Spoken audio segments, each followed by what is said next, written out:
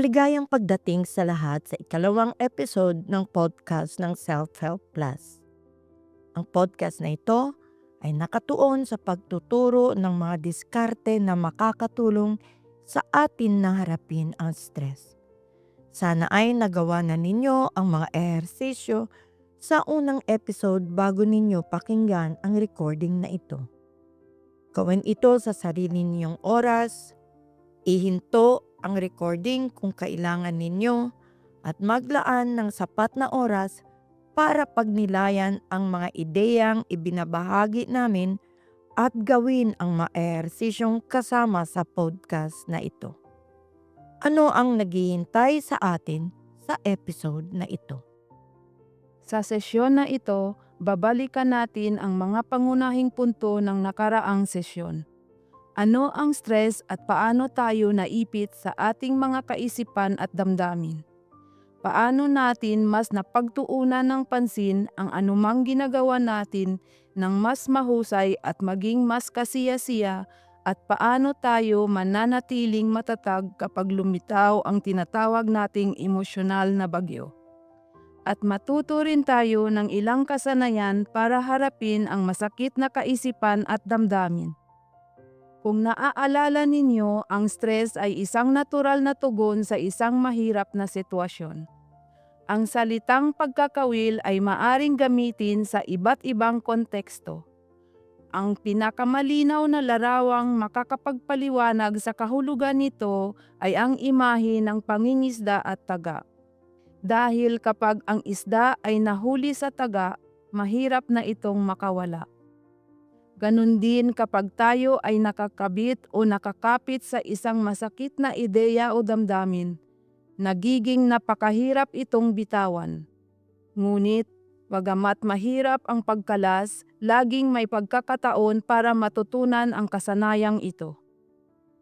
At tulad ng sinasabi natin dati, kapag na-stress tayo, lumalabas ang masakit na kaisipan at damdamin, kabilang ang takot, galit, at kalungkutan o pagkakasala o sa mga kaisipan sa anyo ng masakit na alaala o pag-aalala tungkol sa hinaharap. Maaari para nga nating sisihin ang ating sarili o ang iba. Minsan, lumalabas ang stress sa anyo ng pisikal na sensasyon tulad ng pananakit ng ulo o tiyan, mabilis na pagtibok ng puso o maging pagkatuyo ng bibig. At madali tayong maipit sa mga kaisipan at damdaming ito. At ilayo tayo sa ating buhay at sa mga bagay na mahalaga sa atin. Halimbawa, maari tayong maging bihag ng pag-alala ng mga masakit na kaganapan sa nakaraan o ang pag-alala tungkol sa hinaharap, kaya ang ating kasalukuyang buhay ay ganito lang. At maaaring hindi tayo lubusang mulat sa nangyayari sa paligid natin at hindi lubusang kasali o konektado sa ating pamilya, mga kaibigan at sa mga taong nasa paligid natin, at hindi rin lubusang nakatuon sa ginagawa natin. Sa kasamaang palad, kapag naipit tayo sa ating masakit na kaisipan at damdamin, madalas ay nagsisimula tayong magsalita at gumawa ng mga bagay na nagpalala sa ating buhay. Ang ilang tao ay nagiging hindi epektibo kapag naipit sila sa mga emosyonal na bagyo, at sumusuko sila at hindi ginagawa ang mga bagay na mahalaga. Ang iba naman ay lumalayo at lumalayo sa mga taong nasa paligid nila. Inihihiwalay nila ang kanilang sarili mula sa kanilang pamilya, mga kaibigan, at mga kapitbahay. Maaari silang maging tahimik at kaunti lang ang salita. At ang iba naman ay nagiging agresibo o mapang-abuso. O maaari silang magsimulang magbigay ng kanilang mga panghuhusga at pagpuna sa iba. Nagsisimula ang pagtatalo, pagpuna, paglikha ng gulo, o pagpasok sa mga alitan sa mga kaibigan, pamilya at mga kapitbahay. Maari pa silang magbanta o umatake ng mga tao ng pisikal. Kapag natutunan natin kung paano kumalas sa ating masakit na kaisipan at damdamin, mas mahusay nating mahaharap ang stress. Ang salitang stuck ay maaring gamitin sa higit na isang konteksto. Ang pinakamalinaw na imahe na nagpapaliwanag sa kahulugan nito ay ang imahe ng pangingisda at ang kawil. Dahil kapag naipit ang isang tao sa kawil, mahirap siyang makalaya. Ganon din kapag naipit tayo sa isang masakit na kaisipan o damdamin, nagiging napakahirap na iwanan ito. Ngunit kahit na mahirap kumalas, laging may pagkakataon na matutunan ang kasanayang ito. Isa sa mga paraan para kumalas ay ang kumonekta sa mga taong pinahahalagahan natin. Mag-focus sa mga bagay na ginagawa natin at naging mas kasali ang mga ito. Ang bagay na ito ay tumutulong sa atin na gawin ang mga gawaing ito ng mas mahusay at nagpapabuti sa ating pakikitungo sa iba at masisiyahan tayo sa ating sarili. May gusto akong itanong sa inyo na pag-isipan ninyo. Pwede ninyong ihinto ang recording at isulat sa papel ang inyong mga ideya. Ano ang karaniwan ninyong ginagawa para maalis ang masakit na kaisipan at damdamin? Narito ang ilang halimbawa. Ang pagsisikap na huwag isipin ang mga masasamang bagay na nangyari o kahit ang pagtakas sa inyong mga problema. Sinusubukan ninyong huwag isipin ang mga masasamang bagay na nangyari o tinatakasan ang inyong mga problema. Paninigarilyo, pag-inom ng alak o paggamit ng nakakaadik na sangkap. Nananatili sa kama, nakikipagtalo o pinupuna ang iba. Sinisisi ang sarili o pinupuna ang sarili. Ilang lang yan sa mga halimbawa. Maglaan ng oras, isulat ang mga ginagawa, at kapag handa na kayo, simulan muli ang recording. Maraming paraan para subukang alisin ang mga kaisipan at damdaming ito na kadalasang nagpapabuti sa inyong pakiramdam sa maikling panahon. Ngunit, pagkatapos ng maikling panahon, ang mga kaisipan at damdaming ito ay bumabalik at nagiging mas malakas at mas nakakabagabag. Ngunit, wala sa mga pamamaraang ito ang nag-aalis sa masakit na kaisipan at damdamin sa pangmatagalang panahon. Maaari itong mawala sa maikling panahon ngunit mabilis itong babalik sa inyo. At kadalasan ay mas malakas pa kaysa dati. Ang problema sa pamamaraang ito ay nagpapalala sa inyong buhay sa pangmatagalang panahon at naglalayo sa inyo sa mga pamaraan na gusto ninyong sundin at sa taong gusto ninyong maging. Isipin, halimbawa, ang isang tao na umiinom ng alak, naninigarilyo o gumagamit ng iba pang sangkap o gamot para harapin ang masakit na kaisipan at damdamin.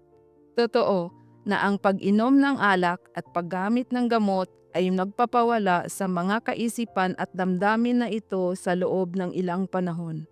Ngunit wala itong ginagawa para baguhin ito sa pangmatagalang panahon at ang paulit-ulit na paggamit ay lumilikha ng isang bagong hanay ng problema na nagpapalala sa sitwasyon. O isipin ang isang tao na sinusubukang alisin ang masakit na kaisipan at damdamin sa pamamagitan ng pananatili sa bahay ng mag-isa.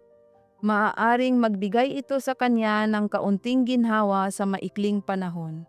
Ngunit ang pag-uulit nito ay magdudulot ng iba pang problema, tulad ng pagkawala ng mahahalagang kaibigan o pagkawala ng kakayahan na buhayin ang kanyang pamilya. Bakit napakahirap para sa atin na alisin ang ating masakit na kaisipan at damdamin?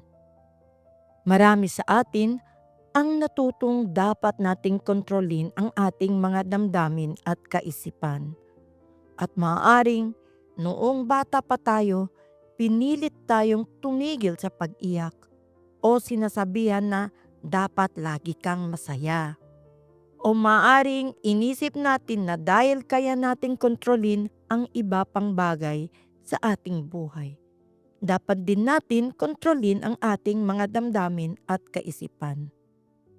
Ang totoo, ang pagkontrol sa mga damdamin at kaisipan ay hindi tulad ng pagkontrol sa mga bagay na ginagawa natin araw-araw. Sa katunayan, hindi natin kayang kontrolin kung ano ang iniisip o nararamdaman natin sa anumang sandali. Sa halip, kapag sinubukan nating alisin ang isang tiyak na kaisipan o damdamin, madalas na mas lalo pa nating naiisip ang mga ito. Habang mas sinusubukan natin alisin ang anumang kaisipan o damdamin, mas lalo itong lumalakas at mas lumalaki ang epekto nito sa atin. Ngunit may iba pang paraan. Maari tayong matuto kung paano kumalas sa mga masakit na damdamin at kaisipan. At kapag kumalas tayo, hindi ito mawawala. Mananatili pa rin ito.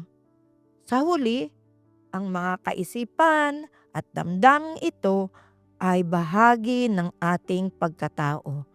Ngunit, hindi nila tayo kayang kontrolin. Ngayon, tinatanong ninyo, paano? Makinig. Gagawa tayo ng ehersisyo na tutulong sa inyo ng mas maunawaan ang kahulugan ng pagiging naipit at kung paano makakatulong ang pagkalas dito. Sa simula, maaring maging kakaiba o nakakatawa ang ehersisyong ito. Ngunit ipapakita nito kung gaano kadali tayong maipit at maabala ng ating mga kaisipan at kapag nangyari iyon, kung gaano ito nakakaapekto sa ating malinaw na pananaw sa buhay.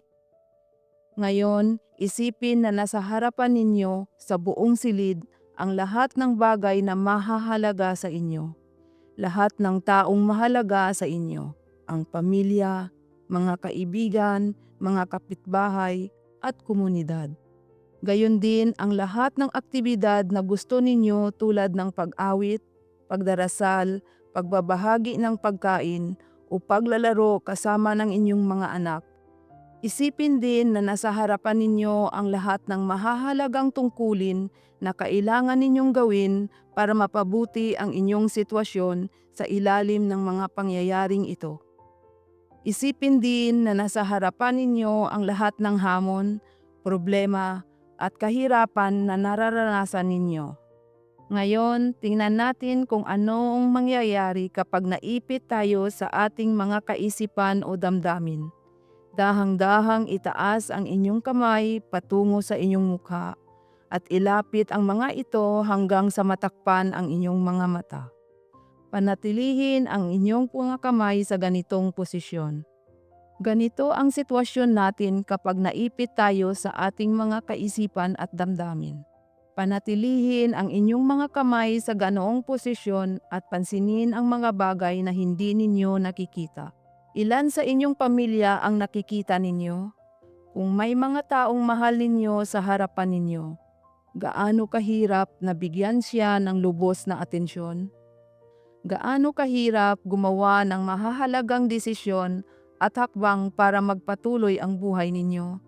Ito ang ibig nating sabihin sa salitang naipit. Ang mga kaisipan at damdaming ito ay nakaipit sa inyo at naglalayo sa inyo sa inyong buhay at sa mga bagay na mahahalaga sa inyo. Ngayon, dahang-dahang magsimulang kumalas at ibaba ang inyong mga kamay mula sa inyong muka ng dahan-dahan hanggang sa dumating ang mga ito sa inyong kandungan. Hayaan ang inyong mga kamay na magpahinga at pansinin. Ngayon, ano ang nakikita ninyo sa lugar na inyong kinauupuan? Nararamdaman ba ninyo ang kadalian ng pagsali at pakikipag-ugnayan?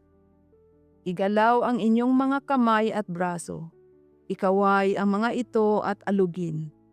Gaano na ngayon kadali para sa inyo na gawin ang lahat ng bagay na nagpapagaan at nagpapadali sa inyong buhay?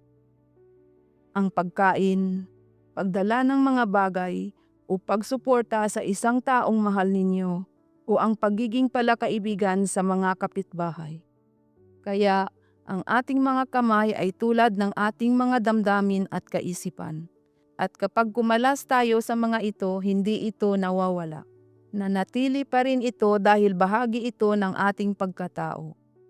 Ngunit nagiging mas madali ang ating buhay kapag kaya nating kumalas sa mga ito.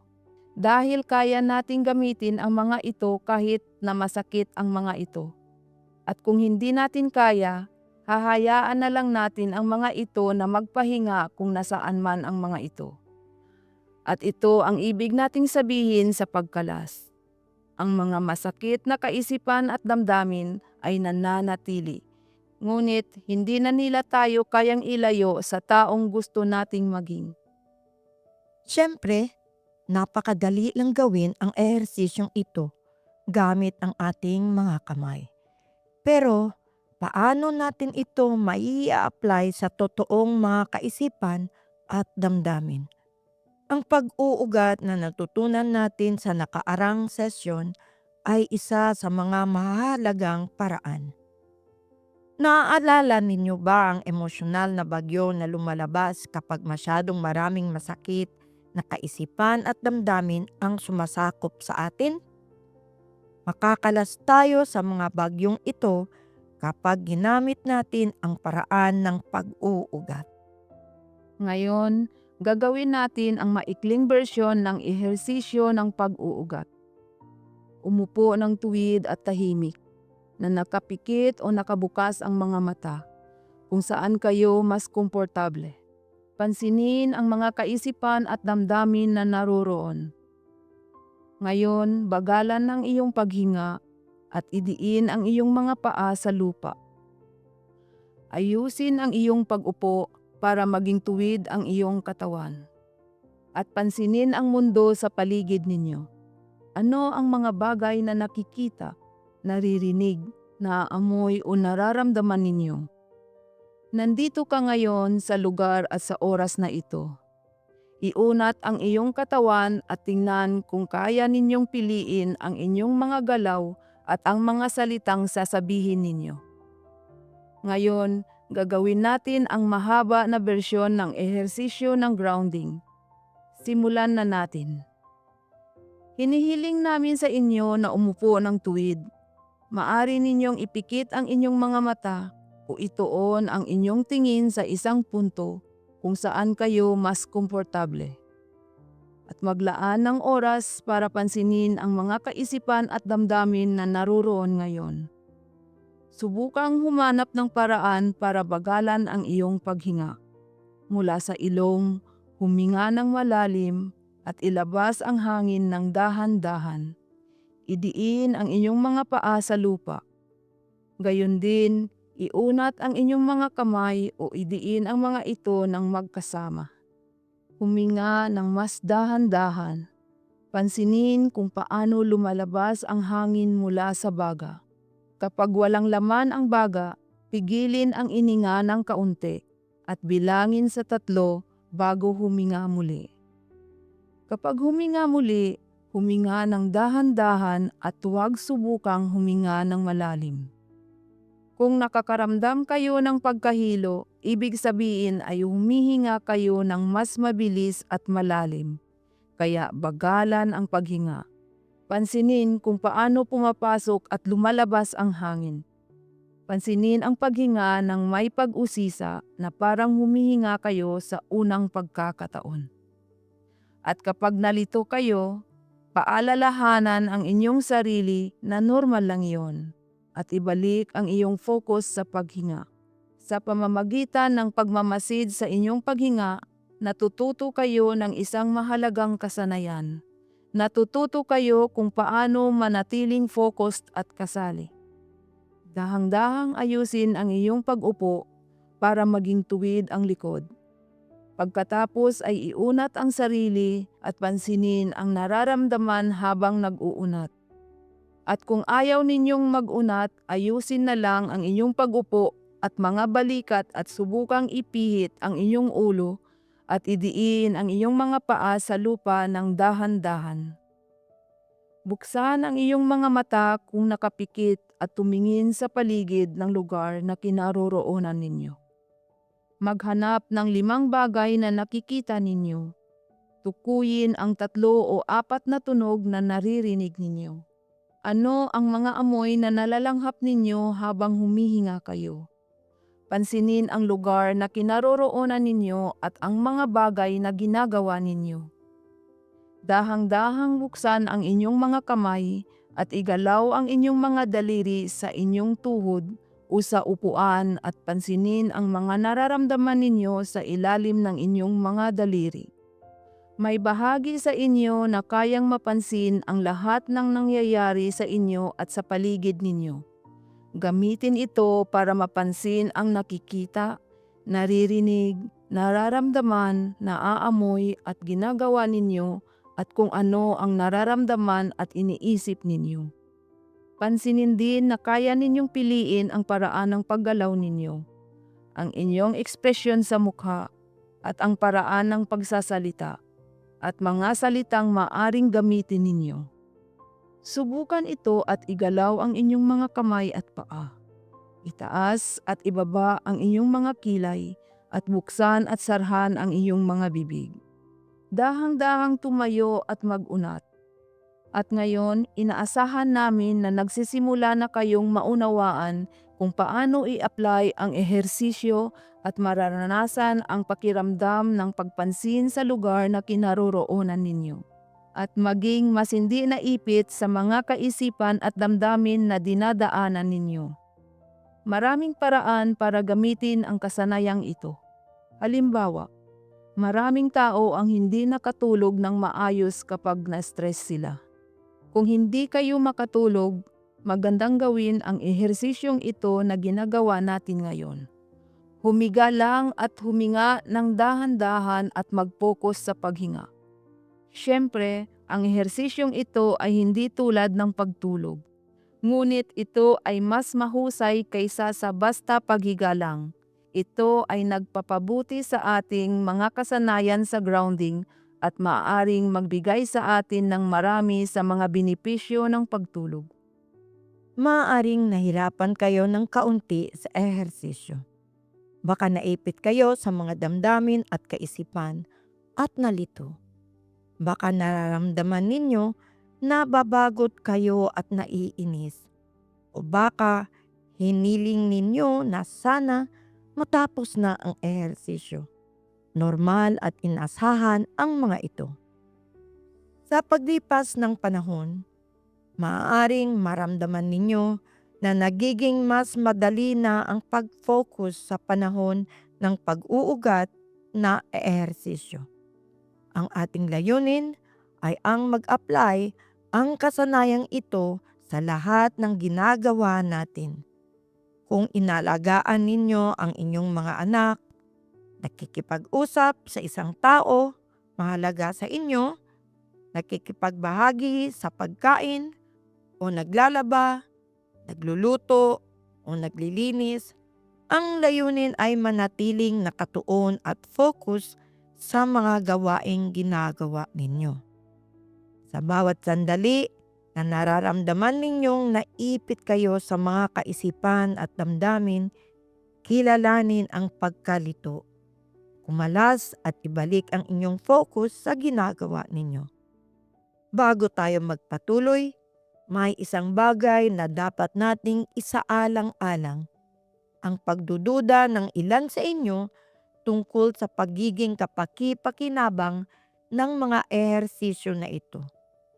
May mga taong nagsasabi sa sarili nila, "Hindi ako tinutulungan ng ehersisyong ito at hindi nito inaalis ang mga kaisipang ito."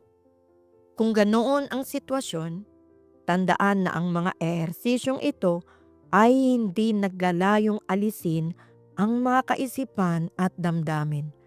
Ang tanging layunin nito ay ang kumalas.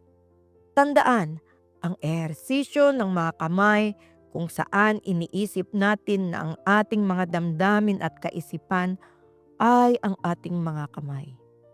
Ang mga kamay na ito ay hindi nawawala sa dulo ng ehersisyo. Nangangahulugang ito na hindi tayo inaalis ng grounding mula sa bagyo. Ngunit, pinapanatili tayong ligtas hanggang sa lumipas ito. Tandaan na bumaba tayo mula sa puno patungo sa lupa. Sa karamihan ng sitwasyon, hindi natin mapipigilan ang mga emosyonal na bagyo. Ngunit, sa pagsasanay, nagiging mas may kakayahan kayong tumugon sa mga bagyong ito sa ibang paraan na mas epektibo. Ang inyong pagnanais na mawala ang masakit na kaisipan at damdamin ay normal. Ngunit, tulad ng nakikita ninyo ngayon, hindi ito makatotohanan. Kaya, sa podcast na ito, sinusubukan natin kumalas at makisali sa mundo sa paligid natin sa halip na subukang alisin ang masakit na kaisipan at damdamin. At madalas, lumalabas ang hindi nakakatulong na kaisipan tulad ng hindi makakatulong ang mga ehersisyong ito sa akin. At dahil dito, kailangan natin kumalas sa mga kaisipang ito ng paulit-ulit. Sa pangalawang bahagi ng episode na ito, tuturuan namin kayo ng isang madaling paraan para gawin ang gawaing ito na tinatawag natin pagmamasid at pagbibigay pangalan. Ngunit bago iyan, pag-isipan muna natin ang kahulugan ng mga kaisipan at damdamin. Ano ang ibig nating sabihin kapag sinabi nating mga kaisipan at damdamin? Kapag malungkot tayo, galit, nakakaramdam ng pagkakasala o kahihiyan mula sa nakaraan, ano ang iniisip natin? Karamihan sa atin ay iniisip ang mga bagay na nangyari at naging mahirap. At kung kaya sana nating gawin ang mga bagay na ito sa ibang paraan. At kapag natatakot tayo sa hinaharap, iniisip natin ang mga masamang bagay na maaring mangyari at kung paano magiging mahirap ang buhay kung mangyari ang mga bagay na ito. At kung ano ang magagawa natin para mapabuti ang hinaharap na ito o para maiwasan na mangyari ang masasamang bagay. Kapag sinabi natin sa iba ang mga damdaming ito, ang mga salitang ginagamit natin ay tinatawag na pananalita. At kung isusulat natin ang pananalitang ito sa papel, tinatawag natin itong teksto. Kung pananatilihin natin ang mga ito sa ating sarili, tinatawag natin itong kaisipan. At ang mga kaisipang ito ay maaaring nasa anyo ng mga larawan. Ang mga masakit na alaala ay maaring lumabas na parang mga larawan. At kaya nating makita ang mga mukha ng mga tao at ang mga masakit na kaganapan habang nangyayari ang mga ito. Na parang nanonood tayo ng pelikula o nagbo-browse sa isang album ng larawan. At karamihan sa atin ay iniisip na hinaharap sa anyo ng mga larawan na nagpapahayag ng mga masaya o masakit na kaganapan. Gayon din, kapag nasasakop tayo ng galit, kalungkutan, pagkakasala o kahihiyan, karamihan sa atin ay nakakaramdam ng mga pisikal na sensasyon sa ating katawan. Halimbawa, kung natatakot tayo, marami sa atin ang maaaring makaramdam ng paninikit o bigat sa dibdib, pananakit ng tiyan, pagpapawis, o panginginig ng mga binti. Ito ang tinatawag nating damdamin o pisikal na sensasyon. Sa makatuwid, ang mga kaisipan ay mga salita at larawan na pumapasok sa ating isip kapag nag-iisip, nag-aalala, o nagpaplano tayo para sa hinaharap, o kapag kinakausap natin ang ating sarili ng tahimik. Ibig sabihin, ang mga salitang sinasabi natin sa ating sarili ay ang ating mga kaisipan. Ang mga damdamin naman ay ang mga sensasyon na lumalabas sa iba't ibang bahagi ng ating katawan. Halimbawa, kapag na-stress tayo, nararamdaman natin na masakit ang ating panga at ulo. nararamdaman natin na mabilis ang tibok ng ating puso na may pananakit sa tiyan at pumapasok sa ating mga kaisipan tulad ng wala akong magawa o nasa panganib ako. Sa kabaliktaran, kapag masaya tayo, nararamdaman natin na magaan ang ating katawan at pumapasok sa atin ang mga kaisipan tulad ng masaya akong magpalipas ng oras o mahal ko ang mga tao. At ngayon, tingnan natin kung ano ang mga karaniwang kaisipan at damdamin na lumalabas kapag na-stress tayo. Para malaman kung ano ang mga damdamin at kaisipan na ito, gusto kong ihinto ninyo ang recording. Maghanda ng papel at panulat at gumuhit ng isang tao sa harap at likod. Ibig sabihin, isang guhit na nakikita ang mukha at isang guhit na nakikita ang likod at buhok. Gumuhit o maglagay ng marka sa katawan ng taong iyon sa lahat ng lugar kung saan kayo kadalasan nakakaramdam ng pisikal na sensasyon, lalo na kapag nakakaramdam kayo ng stress. Halimbawa, kapag nakakaramdam kayo ng stress, maaari kayong makaramdam ng pananakit sa ulo, balikat, likod, tiyan, o sa iba pang lugar. Halimbawa, kung masakit ang aking ulo kapag nakakaramdam ako ng stress, iguguhit ko ang isang bilog sa paligid ng bahaging ito sa larawan. O kung nararamdaman ko na masakit ang aking tiyan kapag nakakaramdam ako ng stress, iguguhit ko ang isang bilog sa paligid ng bahaging ito o iguguhit ko ang nararamdaman ko sa stress na ito. Ang pangalawang guhit ay isang malaking ulap. Sa loob ng ulap na ito, isulat ang lahat ng nakakabagabag na kaisipan na pumapasok sa inyong isip at nagdudulot sa inyo ng stress. Ibig sabihin, anumang salita, alaala, o pangungusap na sinasabi natin sa ating sarili at nakakabagabag sa atin. Halimbawa, nag-aalala ako sa aking pamilya, sa aking trabaho, sa aking kalusugan. Para sa mga nagtatanong kung bakit ko hinihingi ang mga guhit na ito, dahil mahalagang mapansin at bigyan ng pangalan ang mga kaisipan at damdamin na nakakabagabag sa atin. Ang pagmamasid at pagbibigay pangalan sa ating mga masakit na kaisipan at damdamin ay nag-aalis sa kanilang kapangyarihan at nagpapabawas sa bigat na dulot nito. Gayon din, ang pagmamasid at pagbibigay pangalan ay nagbibigay sa atin ng pagkakataon na bumalik sa likod at pumili ng gusto nating tugon. Ngayon, magsanay tayo sa pagmamasid at pagbibigay pangalan. Mayroon ba kayong masakit na kaisipan o damdamin na nakaipit sa inyo ngayon? Kung wala, subukang pumili ng anumang kaisipan o damdamin na lumalabas sa inyo kapag na-stress kayo.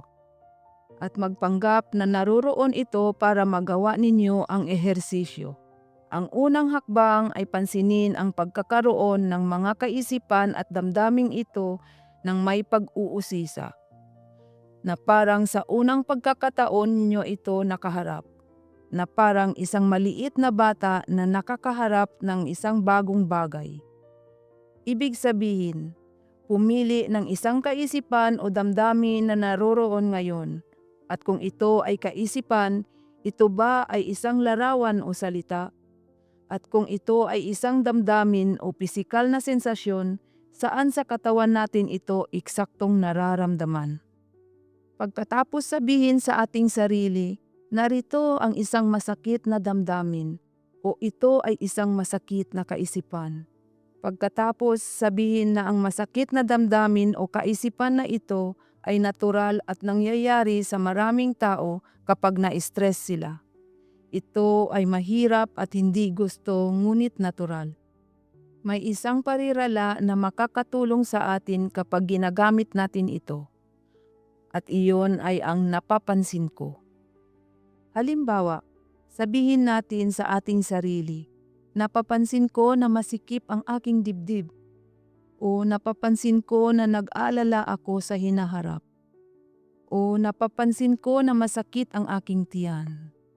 Sa sandaling napansin natin ang kaisipan o damdamin at mabigyan ito ng pangalan, maari nating gawin ang ehersisyo ng pag-uugat na sinasanay natin dati. Kaya titingnan natin kung ano ang nasa paligid natin at susubukan nating pansinin kung ano ang nakikita, naririnig, nararamdaman, nalalasahan at naaamoy natin. Subukan nating gawin ang 3 hakbang ng magkakasama.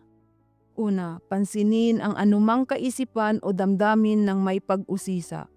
Pangalawa, ngayon, bigyan ito ng pangalan. Narito ang isang masakit na kaisipan o napapansin ko ang isang masakit na damdamin. Pangatlo, pansinin ang mundo sa paligid ninyo. Kung ano ang nakikita, naririnig, naaamoy o nararamdaman ninyo. Sumali sa mundo. Nandito tayo sa lugar at oras na ito. Iunat ang inyong katawan at pansinin na kaya ninyong pumili kung paano kayo gagalaw. May kakayahan kayong gumawa ng isang bagay. Maaaring napansin ninyo na ang bawat ehersisyo ay nagtatapos sa pagkonekta sa mundo at sa paligid natin. Ano ang nakikita, naririnig, nararamdaman o naaamoy ninyo? Napag-usapan natin sa nakaraang sesyon na ang paggawa nito ay hindi lang tumutulong sa atin na kumalas sa masakit na kaisipan at damdamin, kundi tumutulong din sa atin na gawin ang ating mga gawain ng mas mahusay at pagandahin ang ating mga relasyon sa ating mga kaibigan, pamilya at mga kapitbahay. At pinaparamdam nito sa atin na mas mataya tayo sa mga bagay na ginagawa natin. Bago natin tapusin ang episode ngayon ng podcast na SH Plus, pinapaalala ko sa inyo na ngayon ay mayroon na tayong 2 kasanayan na maaari nating sanayin. Pag-uugat na natutunan natin sa unang sesyon at sinanay natin ngayon. Pagkalas na natutunan natin kanina. Mga hakbang sa pagkalas at pag-uugat. Maaaring napansin ninyo na ang pag-uugat ay medyo katulad ng pagkalas. Ang 2 kasanayang ito ay mga paraan para kumalas sa masakit na kaisipan at damdamin. Ngunit, ang grounding ay tumatagal ng mas matagal at may kasamang dagdag na hakbang, ang pagbagal at pagkonekta sa inyong katawan. Narito ang isang mabilis na paalala. Ang mga hakbang sa pagkalas ay: unang hakbang, pansinin ang isang kaisipan o damdamin ng may pag-usisa. Kung ito ay isang kaisipan, ito ba ay mga salita o mga larawan o pareho? Kung ito ay isang damdamin sa inyong katawan, saan ito eksaktong naroroon? Pangalawang hakbang, bigyan ng pangalan ang kaisipan o damdamin. Magagawa ninyo ito sa pamamagitan ng tahimik na pagsasabi sa inyong sarili. Ito ay isang masakit na kaisipan o napapansin ko ang isang masakit na damdamin. Para sa pangalawang hakbang, hindi kinakailangan na alam ninyo ang tamang pangalan para sa kaisipan o damdamin. Pwede ninyo itong bigyan ng pangkalahatang pangalan. Pangatlong hakbang, ibalik ang inyong focus habang nagpapakita ng interes na may pag-usisa sa mga bagay na nakikita, naririnig, nararamdaman, nalalasahan at naaamoy ninyo. Maaari ninyong matandaan ang mga hakbang na ito sa pamamagitan ng pag-aalala sa tatlong salita: pagmamasid, pagbibigay pangalan, at pagbabalik ng focus. Ang tatlong hakbang para sa ehersisyo ng pag-uugat ay: unang hakbang, pansinin ang nararamdaman ninyo at ang iniisip ninyo ngayon. Pangalawang hakbang, magbagal at kumonekta sa inyong katawan sa pamamagitan ng pagdiin ng inyong mga paa sa lupa, pag-unat at pag-focus sa inyong paghinga. Pangatlong hakbang, ibalik ang inyong focus sa mundo sa paligid ninyo at sa ginagawa ninyo. Bagamat ang ehersisyo ng pag-uugat ay tumatagal ng mas matagal kaysa ehersisyo ng pagkalas, ay may kasamang dagdag na hakbang na kumonekta sa inyong katawan sa pamamagitan ng pag-unat o paggalaw. Maari pa rin ninyong sanayin ang pag-uugat anumang oras at saan man, kahit na hindi lubusang tahimik ang paligid. Halimbawa, maaari ninyong sanayin ang ehersisyo habang naghihintay kayo ng isang bagay, o bago o pagkatapos ng isang aktibidad tulad ng pagkain, paglalaba o pagluluto. Kung gagawin ninyo ang ehersisyo sa mga panahong ito, magiging mas madali para sa inyo na gamitin ang pag-uugat sa mga nakaka-stress na sitwasyon o sa mga emosyonal na bagyo. Maaari ninyong matandaan ang mga hakbang ng pag-uugat sa pamamagitan ng pag-aalala sa mga salitang ito: pagmamasid, pagbagal at pagkonekta, at pagbalik ng focus. Ang episode ngayon ng podcast na SH Plus ay tapos na. Tandaan na sanayin ang mga teknik at ehersisyo na ito sa sarili ninyong oras. At kapag handa na kayo, maaari na kayong magpatuloy sa ikatlong episode ng podcast na SH Plus.